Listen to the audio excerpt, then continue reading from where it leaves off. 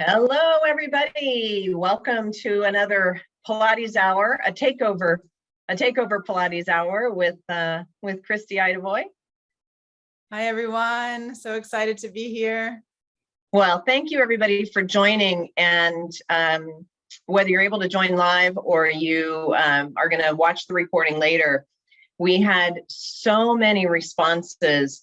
It was really great. We had lots and lots of questions, lots of great feedback.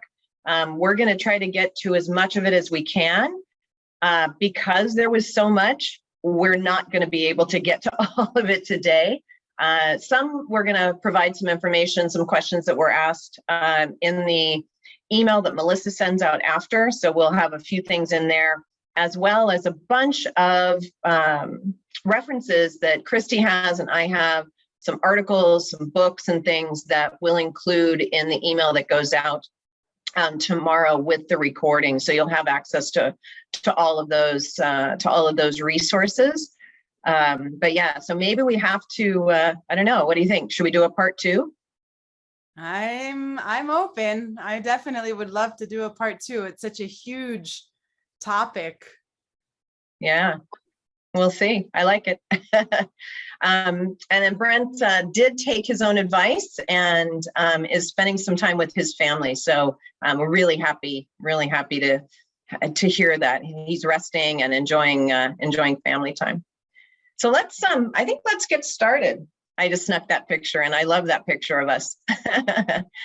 Part of why Christi and I are so excited to do this is because we just don't get to see each other that much anymore. As we don't live in the same town or in the same country anymore. So, all right. Wow. That's pretty cool. So I think there were, 800, I think more than 800 people signed up for the webinar and 500 responses. I just think that's fantastic. I love that. And so we asked you guys a few questions, mostly because we just wanted to know who we were going to be. Who are we talking with today? What's the audience like? What kind of practice do you have? I would say I have a strong casual practice. That wasn't one of the options, but I have a pretty strong casual. Christi, you in the strong regular? I have such a long-term relationship with this practice. Definitely strong and definitely not just on the mat, which I'm excited for us to talk about that today. Yeah, just like Pilates doesn't just have to be on the mat and the equipment. And there were a few people who had some different, some varied responses, a few people who had no interest in it, which I think is interesting as well. And not so many yoga teachers in today. So mostly, I'm guessing mostly Pilates teachers or people who have other movement backgrounds. And then I thought that the next question was kind of interesting. So do you teach? And if yes, did you do a formal training? It looks like not that many people did formal training. And we actually are going to talk a little bit about that. That'll be one of the things that we touch on is, do you need to be trained? And what are the thoughts? What are the thoughts around that? So Christi, I'm going to turn it over to you because you, like you said, you have such a long relationship with this practice of yoga. And I'd love to hear a little bit more about just where you started, how you started, and then talk a little bit about the history and some of the philosophy behind. All right. Thank you, Shelly. Thank you, Polestar. I'm really humbled and really excited to talk about this, especially with Shelly and getting to do it live, because I feel like we've had this conversation for like the last decade because it's such a big part of who I am and my teaching style. And so I was first turned on to Eastern philosophy with my grandmother in my household. So Eastern thought has been just a big part of my family life. And in the late 90s, I was invited to a yoga class, and I knew like halfway through my first class, my inner voice was like, I will do this for the rest of my life. Like it was very familiar and very clear that I had found a path. And I somehow, I don't even know how, I picked up a pamphlet, right? This is before the internet, before Google. I picked up a pamphlet somewhere, which was the Himalayan Yoga Institute, or the Himalayan Institute of Yoga Science and Philosophy, founded by Swami Rama. And the ashram was in Honesdale, Pennsylvania. I'm born in New Jersey and was moving back to New York, to Brooklyn. And I was just like, I would just read the class and the workshop descriptions and the teacher training description. And like, I don't even think there was a teacher training back then in that pamphlet anyway, but just so wanting to do this, to learn this stuff. But it was in Pennsylvania and I was going to be in New York City. And well, I got a job in a bookstore because I was studying philosophy and literature. So of course I wanted to work at a bookstore, and it was called East West Books. And I was getting trained for the job to be like the cashier and at the information desk and help people with their bags and work at the bookstore. And I saw the Himalayan Institute of Yoga Science and Philosophy updated brochure, because I had been holding on to one that at that point was like a year old. And I asked my colleague, the other, young adult that was training me, where is this place? Like, why is this here in the store? And he just looked at me like, you're joking, right? And I said, no. And he says, well, it's here. Like, this bookstore is part of the Himalayan Institute. And if you go upstairs to the second floor, the center is here. Like, we're in the Himalayan Institute. And it was so serendipitous and magical. And yeah, and I was invited into my first teacher training. I love that. They were piloting a teacher training for the first time outside of the Honesdale ashram that Swami Rama had founded. So my teacher, Nishit Patel, invited a handful of us to be the guinea pigs to pilot the teacher training. And so it took over my life, and I never stopped teaching movement since. And so yeah, so when Shelly, called me and was like, hey, Brent's going to be gone. Let's, what do you think if we take over the webinar and we talk about Pilates and yoga? It was a no-brainer for me, right? It was a very sacral yes, a very exciting yes. Something that is so important for all of us to understand. And one of the biggest questions that we got on, similarities and differences is, the like 30-second elevator pitch answer for that is the main difference is historical and geographical, right? That's the big main difference.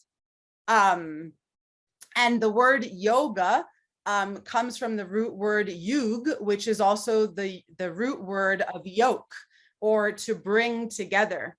And so we're bringing together the body and the mind through the breath, right? Or the mind, body, and the spirit, which sounds a lot like coordination of mind, body, and spirit, right? Which defines contrology, how Joseph Pilates defined contrology. So right from the very beginning, there's so much similarity in this idea of yoking together the human experience, right? So what we are bringing ourselves together, understanding that the breath, or prana, chi, mana, right, is that which energizes this human vessel, right? And so the word yoga first appears in the Vedas.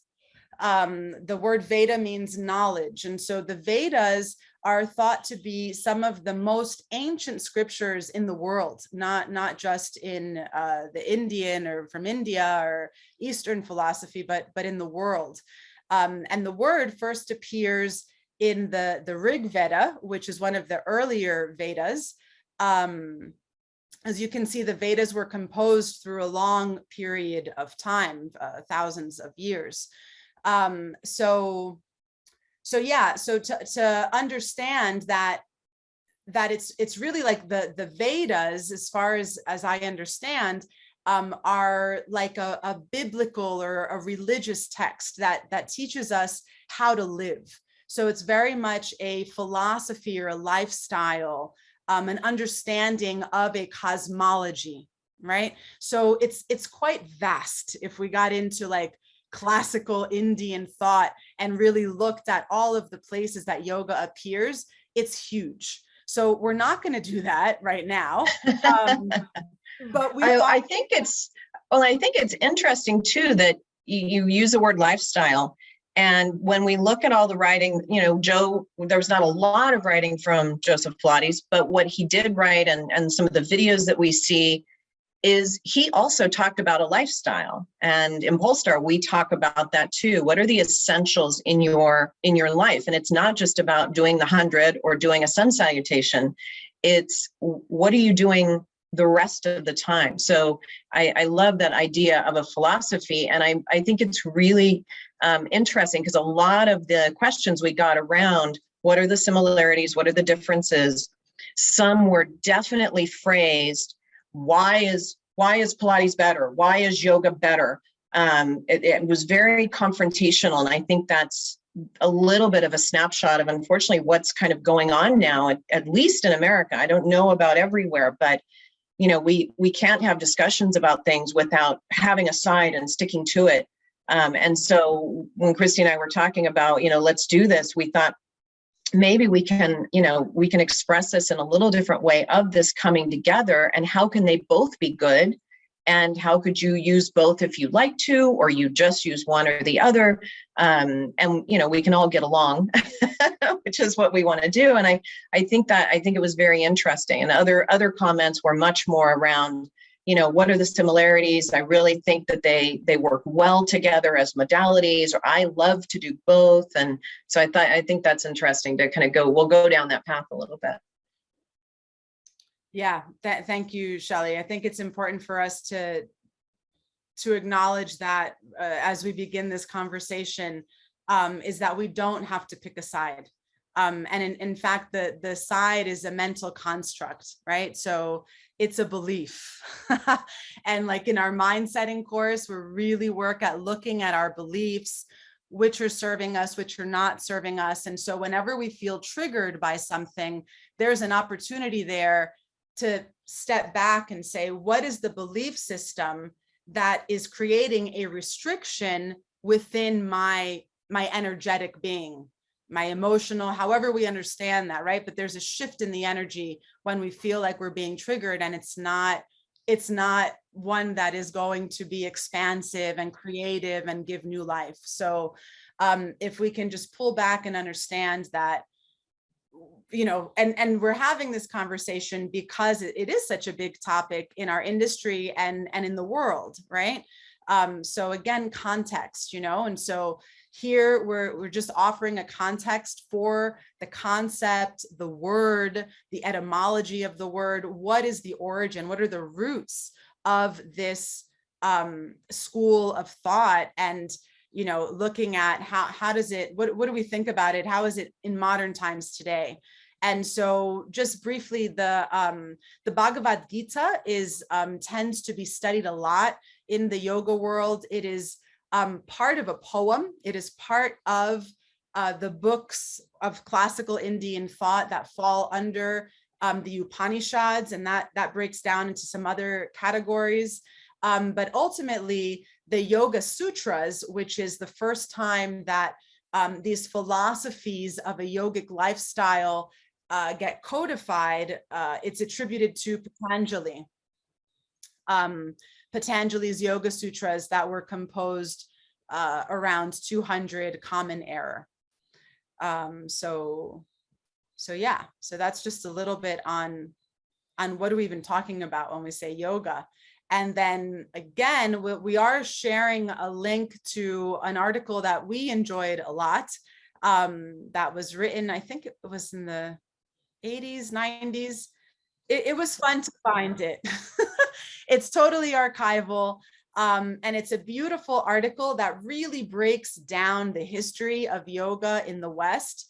And it's, again, there's a lot of names, a lot of people, a lot of influences, a lot of relationships.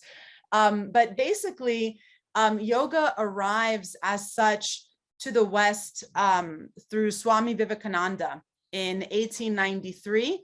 where he comes to Chicago with all of 30 years old. So he's 30 years old, and he comes to speak to the World Parliament of Religions. And it is said that it's one of the first times, in modern times, where there are so many different religions having a conversation under the same roof in 1893. And we thought that that was so interesting because that's also, it's around the time where Joseph is already developing Pilates, but then in 1920, where Joseph actually comes over to New York, right? And that's when Paramahansa Yogananda comes, and he has a huge legacy in California. There's a number of, there's even a beach named after him, Swami Beach in Southern California, where he's got a few ashrams, the Yogananda lineage, also in South Florida.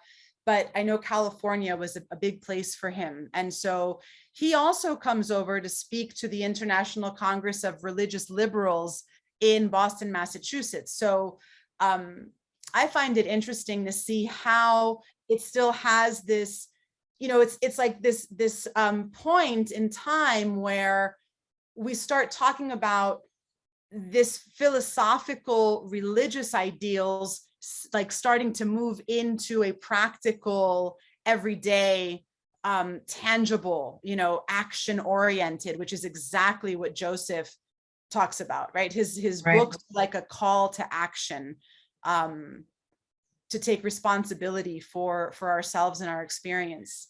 Right. And our health. I mean, that it wasn't just exercise. How is your mindset? Are you outside? Are you exercising? Is there balance? I love that. And I love that these people are presenting, these philosophies in America. And it kind of reminds me of, Joe, a few years later, but Joe presenting to the medical community in New York and taking it there.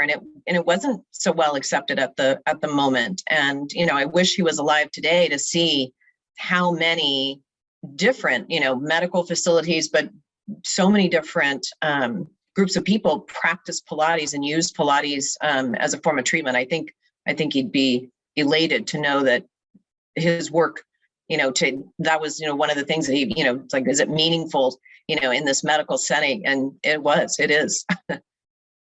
Yeah, absolutely. Yeah, and then we've got Krishnamacharya on there because there's a lot of popular names in there, like Iyengar becomes a school. Patabi Joyce gives birth to Ashtanga, the modern Ashtanga that we know, or the, kind of vinyasa, jumping through one movement to the next style. Indra Devi was a woman. So that's interesting, that in 1947, that early on. And in the link we're going to share with you, there's even photographs of these people in these times in the Americas, sharing the work from India. So it has a lot of historical value. All right. So you touched on this a little bit. I feel like there's certainly more similarities than there are differences. But as you mentioned, so certainly just the time that yoga has been around and people have been practicing it, and the philosophy, 5,000 years versus, 100 years or so, and the geographical. And I thought it was interesting what we were talking kind of, again, this like more circular or more linear thinking. And the West in general just tends to have a little bit more linear thinking. I remember reading some Deepak Chopra works about just the whole construct of time, and is time linear or is it not? And that was very interesting to kind of think, well, we think of it as linear, but not all cultures do. Yeah, and it really speaks to, again, thinking of Joe's whole body health, and it's a system, and we're ultimately talking about life, and it goes far beyond a set of exercises or choreography. So when we're talking about yoga, in the hatha yoga being the physical aspect, sun and moon, masculine and feminine, this yoking together of the whole being. It's also like in the Polestar principles, it's integration. You know, we talk so much about integration. And so, again, found it important and relevant to be really clear of what we're talking about when we're discussing yoga. Not because we're going to necessarily be talking about all of these things, but to say, okay, I'm talking about the physical practice. I'm talking about asana or posture, and also to see the similarities here in these 8 limbs of yoga, which this is a classical text, and how similar it is to Joseph Pilates' philosophy and message for life. You know, again, we were with Shelly, we were just kind of reflecting on the 2 books that Joseph wrote and the tone that he writes them in, and how he really wants people to be responsible for themselves, right? And he's like, look at yourself, like, how are you holding yourself? How are you behaving? And so the yamas and the niyamas are, you know, they're 5 restraints, 5 observances. Again, this is a very classical text, and I can't emphasize or encourage myself and all of us enough to catch ourselves if we start judging things from a modern mindset when we're looking at a classical text, rather than kind of pulling back and zooming out and saying, wait a minute, what context was this written in, right? So that, again, when we find like, oh, this, maybe the word, you know, restriction, like, oh, what do you mean 5 restraints? I don't want to restrain myself. I want to be free, right? But if my freedom starts to harm my neighbor, right, then there is integrity, right? There is responsibility. There is awareness of my experience and how it impacts the other's experience, and how are we co-creating this fabric of society together, which is exactly what Joseph talked about, right? The dream was that everyone does his exercises, right? That it's universal, that if everyone does this, the world will know peace. And so, you know, if we you know, I learned these as a ladder, an 8-rung ladder, where we can talk about, you know, and we would even spend a period of time practicing ahimsa, non-harming. So being impeccable in your thought, your word, and your action, right? Non-harming, because it begins in our thoughts, right? Non-harming is not just not destroying something or being nasty to the clerk, or it's also in my thought, am I harming myself?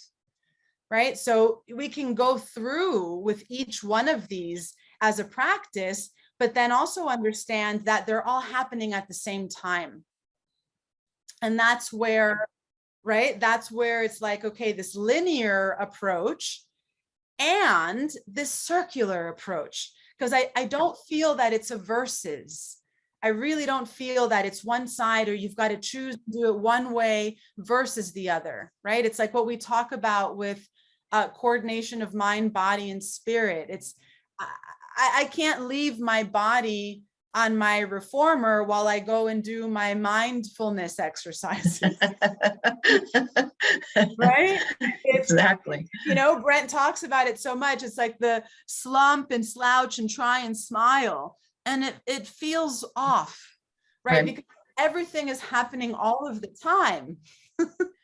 And that's also going back to the mind setting course. That's our whole, the idea of the growth wheel, right? That we use. And, you know, in that, you know, all these different aspects of your life that you choose, you know, you can be working on your financial well-being now, you know, and then later you can be working on some other part, or you can work on a lot of it all at the same time, or this is going pretty well, so you can put your focus in another place. So I think there's a time and a place for all of it, that it is interwoven. I like the idea of the steps, but also as this tree, as the roots, as the branches, that when it's it's constantly like, what is this piece that's going to be touching this piece at some point or not? And maybe they pass each other. And it also reminds me too of, in talking about context of, are we acting or are we reacting? Are we responding or are we reacting? And in a lot of different life skills, I've heard that from a lot of different people of, and I even just said that today. I asked somebody a question. There was something that really bugged me, and I wrote back and I just asked the question, like, why does this bother me so much? And I think it's those moments that we have to stop and think, okay, well, this is my context. This is where I'm operating from. This is not where this other person is operating from, probably has no idea that I even feel this way or cares. And, so it's a good self-practice too. And again, the mindfulness, and you had mentioned something that I had kind of known, but it wasn't in the front of my mind, was that the yoga practice, the physical yoga practice, was to prepare you for meditation. And so I feel like all these life moments, that's like, we're living life, we're doing these things, it does help us to, stop. And again, in a kind of a circular way, what are we thinking and what are we doing? And are we reacting? And are we patient? And can we look beyond that immediate, oh, that makes me, have a feeling? And it's okay to have that too. But then can you step back and move from a different place, potentially? Yeah, and one other interesting bit we spoke about was the samadhi or nirvana bliss being the goal, right? Or why are we practicing, or where are we going with this? And Joseph Pilates talking about spontaneous joy, yes, and zest and zest, feel. yes. And it's like, again, does that mean that we're always going to be in this like euphoric, spontaneous, blissed out state? Absolutely not. No. But are we accumulating, just like in our teachings at Polestar, like how many positive movement experiences are we accumulating? How many blissful, integrated, in flow, right? Like I am so fully present right now. How many of those experiences are we accumulating? And what about joy? You mentioned joy, and Brent talks about this often, of the feeling of joy and contentment. And I think contentment's gotten a little bit of a bad, it's I'm content, which could be just kind of flat and content, but content can also be really fulfilled. I am content. I am joyful, which is a little different than just the outside layer of I'm happy, right? It's a different feeling. It's much more spiritual. It's much more, in our being, as opposed to the things we have, and sometimes the material things that we have, which make us happy, which are nice, but it's not really that fulfilling piece on the inside. And I think it's interesting because we asked the question of, why do you practice yoga? And why do you practice Pilates? If you do practice both of those, why do you do them? And I didn't really know what to expect. And I have to say that overwhelmingly, the responses were pretty much the same. My body feels better, peace of mind, stress relief, relaxation, less pain. All of those things were, I didn't really see, I don't know if you saw anything different than what I did. I think we had over 400 answers to those questions. And they were pretty much the same. Yeah. Yeah. Ultimately, we do this to feel good, to feel good in ourselves. And it's really beautiful to see that in this community, that it is so much about how I feel, Yeah. Yeah. Cause it's really the thermometer, right? It's like the measurement of how is my practice doing? Well, how does it feel? Right? Does it feel good? Definitely. Well, so we talked about some of the, just similarities and differences. And I think on a movement standpoint, the movements, there's only so many ways that the human body moves, I mean, unless I missed some, there's only so many ways. And so we can look at yoga, Pilates, gyrotonic, all of the different, just kind of more physical things that we've, like animal flow and some of the calisthenics and Ido Portal and dance and, more getting into the cultural dances and things. If you see one, you see the same thing in a lot of those different disciplines. So I really think it's quite similar, which probably isn't the answer that people want, but I think there's a huge similarity in the movement. And we talked a little bit, and maybe you could expand on a little bit, Christi, of some of the holding that positions have in yoga, and this leads into some of the questions about the kind of the restorative nature of Pilates or yoga, which is better for rehabilitation. There were lots of questions around that. What if I'm working with somebody who has an injury, and which one is better? You want to talk a little bit about just your understanding of that? Yeah, absolutely. So again, context, right? So if we can understand where people are coming from, what is their background, right? We can also understand, well, how to approach them, and what tools, because ultimately we have different tools, right? When we study different disciplines, to address a lot of the same, like you just said, the body only moves a certain number of ways. We probably see like patterns, right? Patterns, especially within societies, those of us that have had the honor, the privilege of getting to go and teach in cultures that are not our own, and seeing differences and noticing like, wow, that's really interesting. I can start to kind of see a pattern, and not to generalize, but to help us understand how to communicate more and which tools to use. And again, I think if we continue to deepen our understanding of the human experience, of how the nervous system learns, understanding that moving from an environment that has more feedback, more support, more information, and progressing, adapting into an environment that has less information, less support, moving towards resistance, towards load, increasing tempo, all of these things that we talk about so much at Polestar, it's really a beautiful dance to go, through all of them. And when we were talking about this, I was like, and that's, honestly, that's why I love Polestar so much, is because it is an interdisciplinary approach. And I will never forget my first day, I don't know, at this point, it's like 14 years ago, with the Polestar teacher training manual, and seeing the slide. Well, there were no slides. It was before it was all digital. Seeing the piece of paper with the Polestar in the center and all of the bubbles that inform it. Right. And being like, feeling like, oh, this is awesome. We get to have these really rich discussions and ask questions and learn from people that know things that I've never even heard about, and get to share and find those similarities, So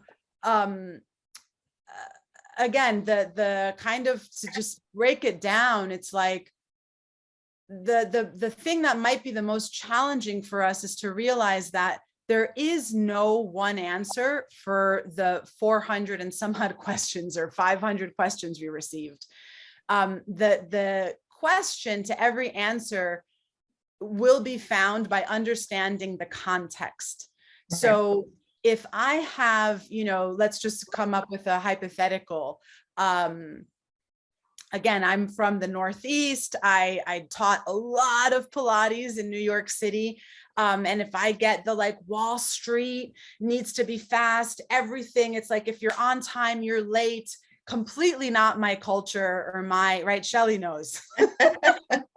totally not me, but I'm there and I'm there to serve. So if I approach that person with like, okay, well, you need to relax, and I think you would benefit more from doing some yoga nidra or some restorative yoga, or let's get the bolsters out and the lavender oil, they're probably going to go nuts, but it's like, all right, let's do standing leg pump. Let's start pushing some tension.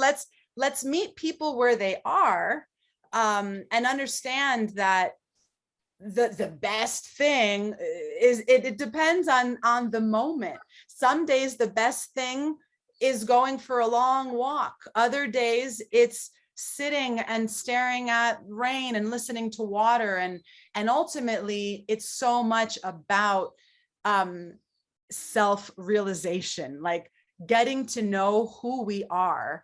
And I always thought that as movement practitioners, as teachers, when we're learning to become practitioners, we're ushers.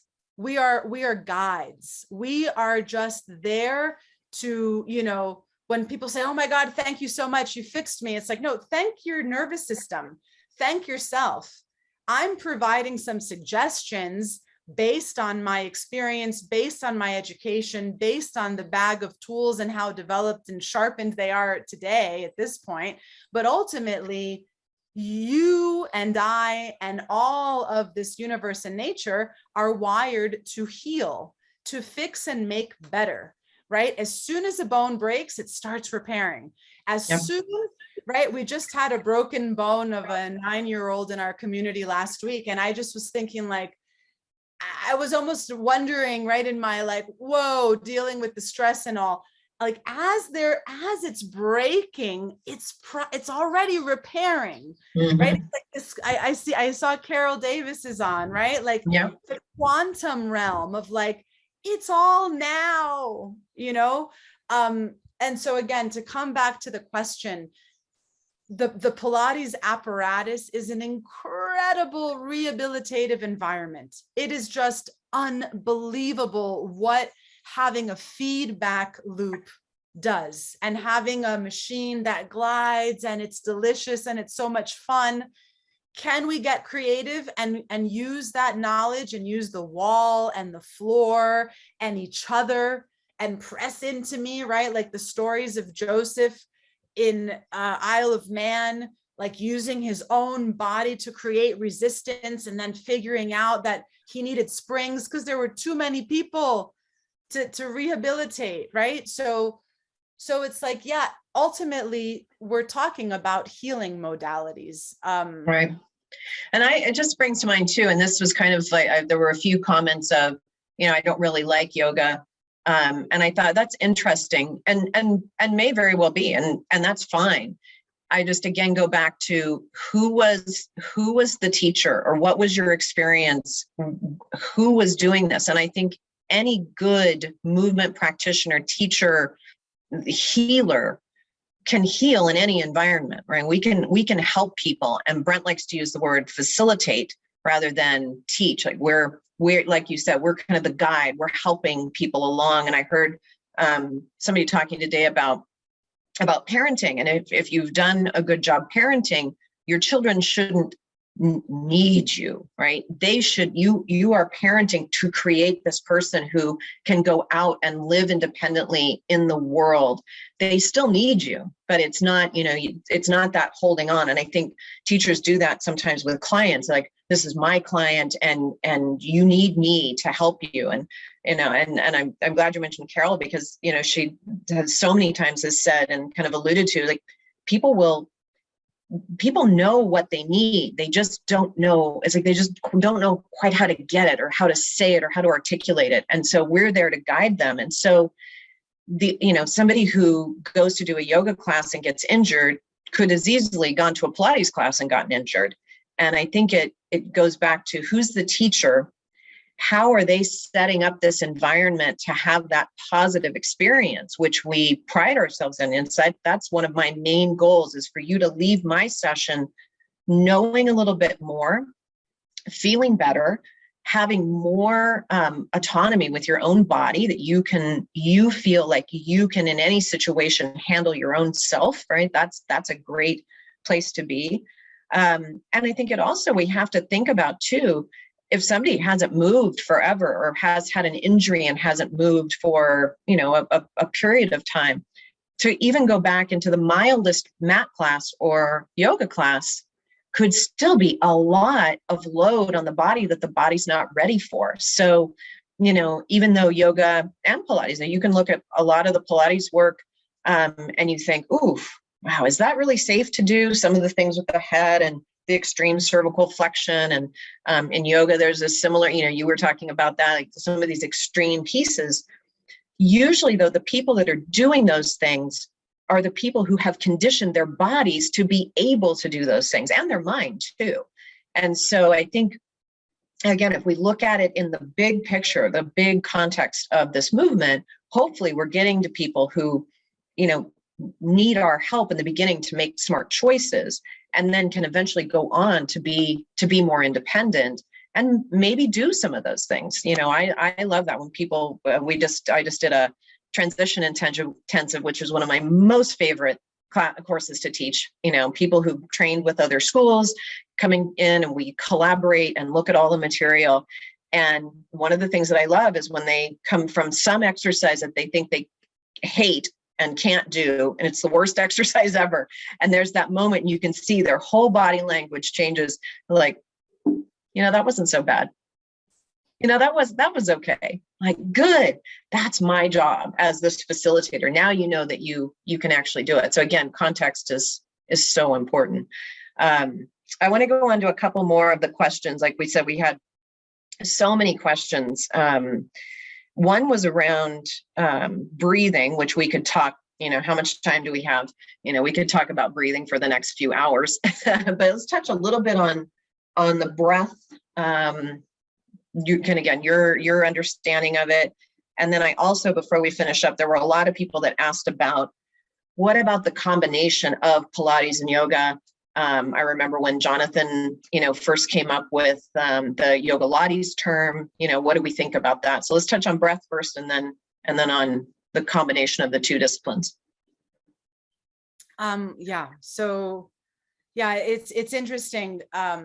Pilates came later in life for me, and I remember feeling like there was, like, I needed to do a lot of work to reconcile what I was learning in Pilates, until I realized that I didn't have to take the deepest breath every single time, until I realized that, a lot of things, but ultimately, I think one of a big question is like the nose breathing, right? That we spoke about. And again, the quick answer there is that the nose has one job, which is to breathe, and smell. But we smell through our breath. The mouth talks, the mouth eats, the mouth does a lot of things.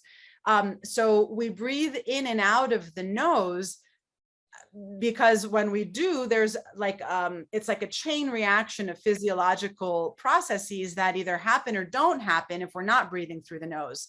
So the other thing to keep in mind is that within the work of pranayama, or the study of breath, there are thousands of breathing exercises and different reasons and ways to breathe, and holding the breath between inhales or exhales. And again, it's context. If someone has hypertension or suffering from anxiety and panic and stuff, we probably don't want to invite them to hold their breath,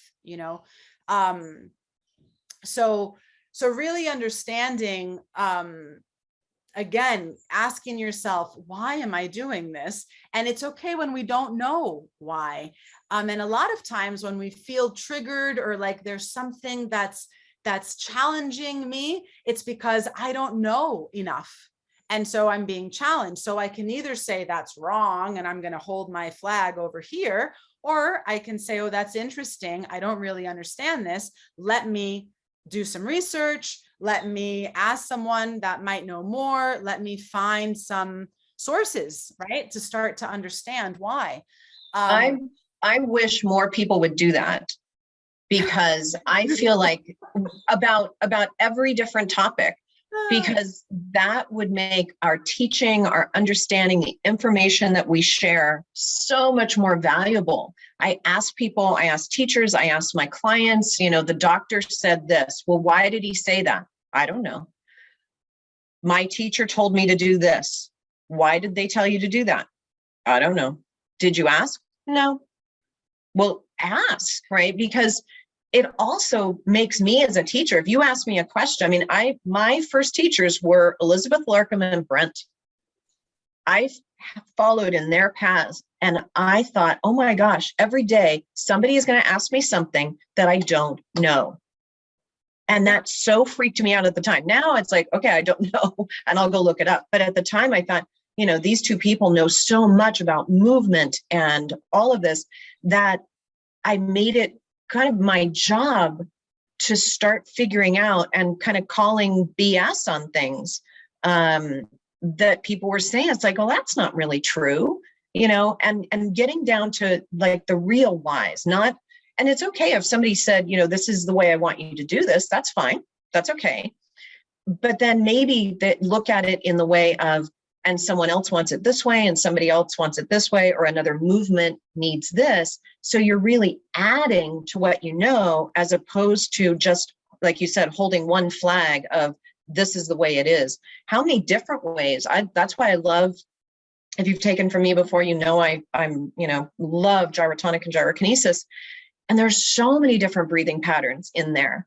And I looked at it, I was like, wow, ooh, that's kind of challenging. I'm not sure I know how to really do that. And I learned all these different ways, and it became more cumulative than exclusive to just have one way to breathe. Yeah. And there were lots of questions about,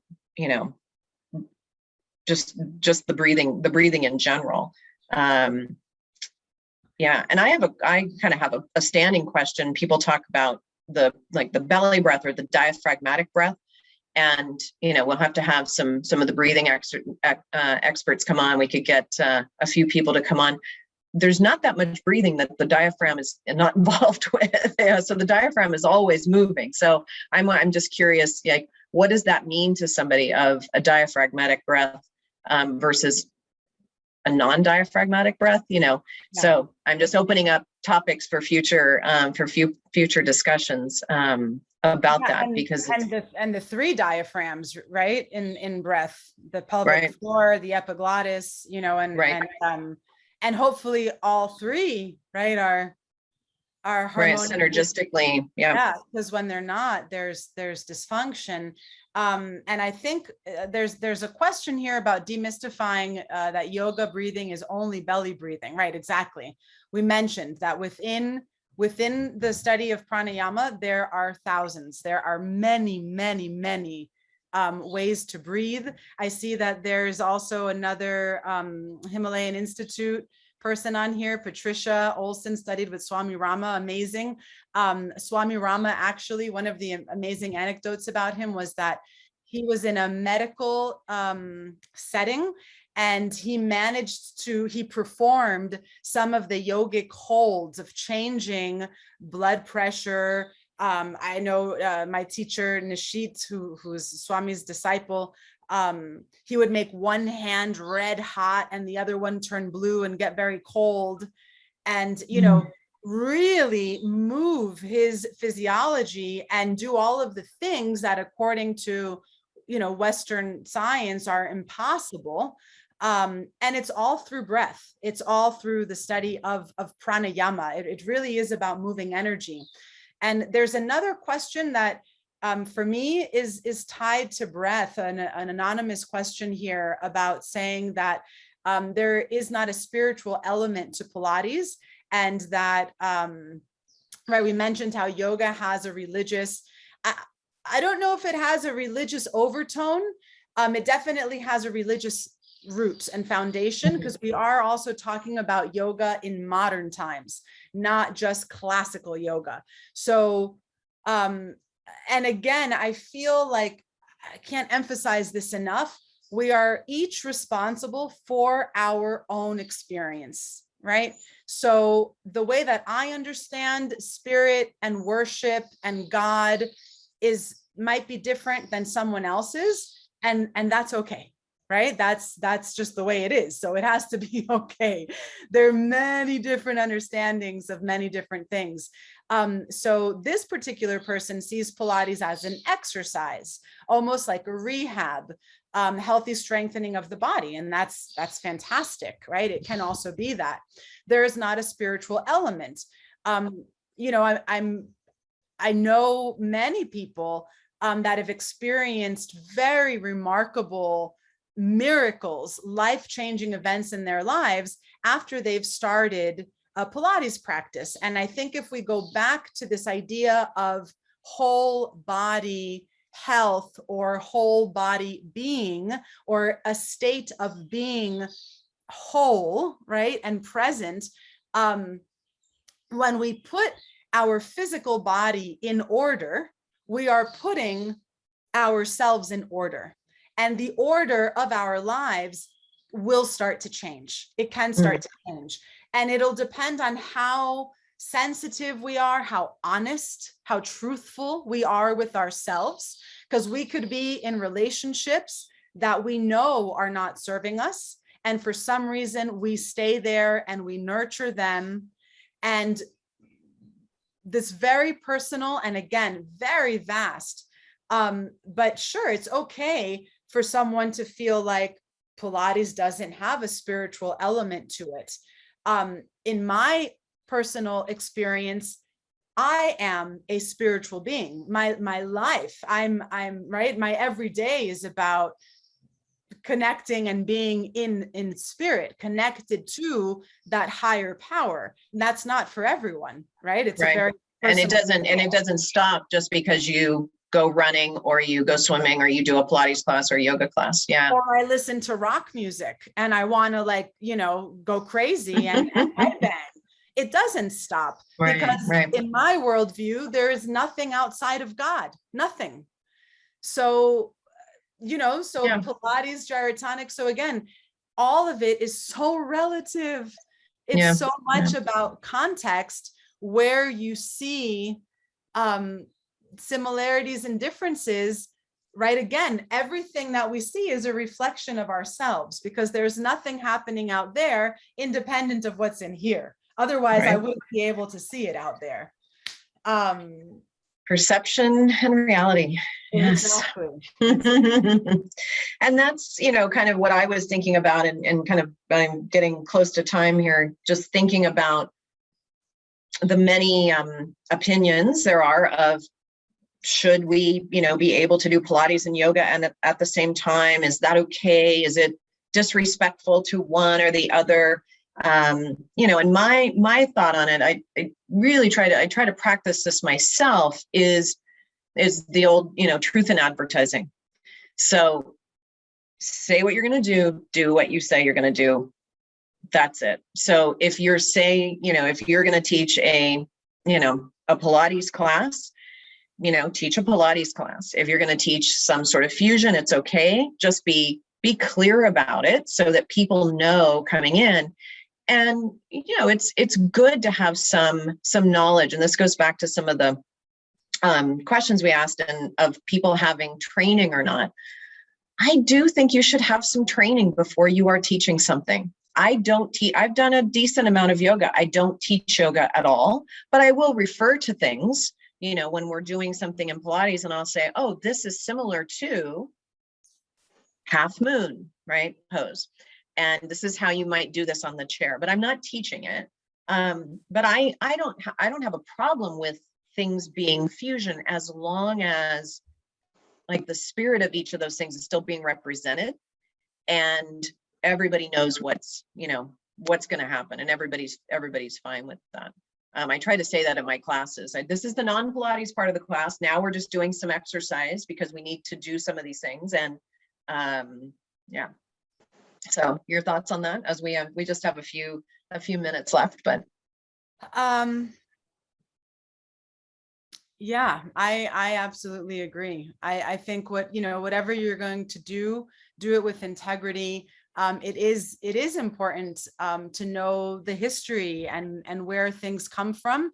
And it's also interesting when we have moments of discovering something, feeling like we just discovered something, and then we start studying, and then we realize, oh, they're doing that over there. And right. And so that there is this collective consciousness, ideas that exist in the universe, and different people that have never met each other are arriving at similar places.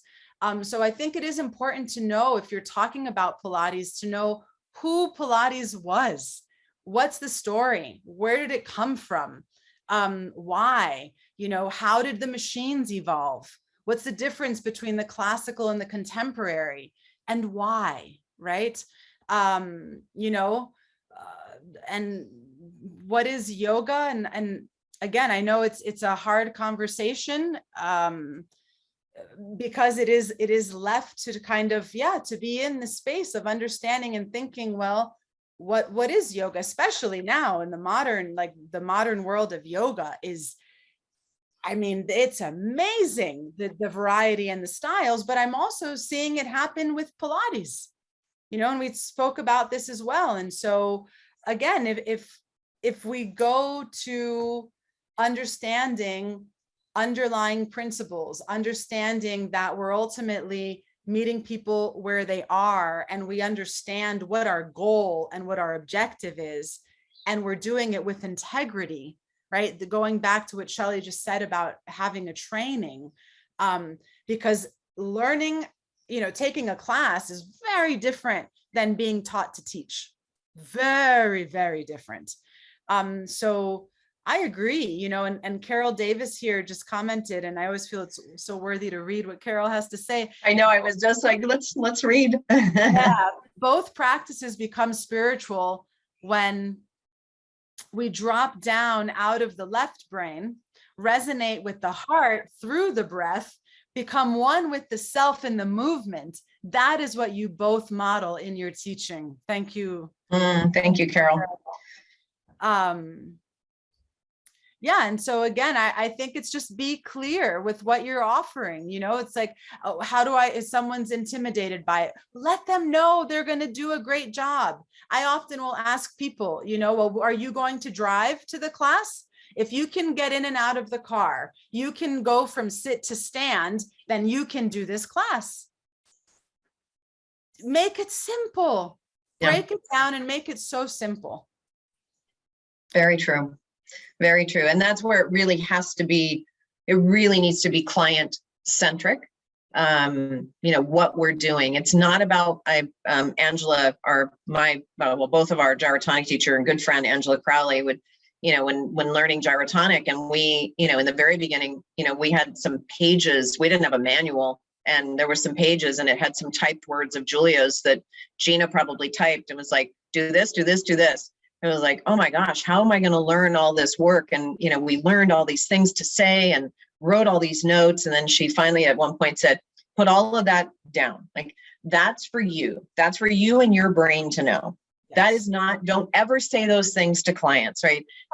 Talk to the client that is in front of you or a group of people, and focus on what they need, not what's in your manual, not what someone told you to say.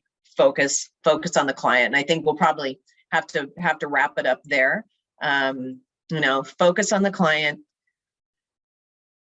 focus on, your own understanding of things, your openness, your willingness to go inside, to dig deep, to, really think, why are we doing these things? Do the best at it that you can. As Brent says, be kind. Step back and let your whole affect, soften a little bit, and be teachable, be humble. Those would be the words that I would say to finish up until we do part two. Until we do part two. Yes. Well, thank you, Christi, for sharing your knowledge. As I said, there were, so many questions that we weren't able to get to.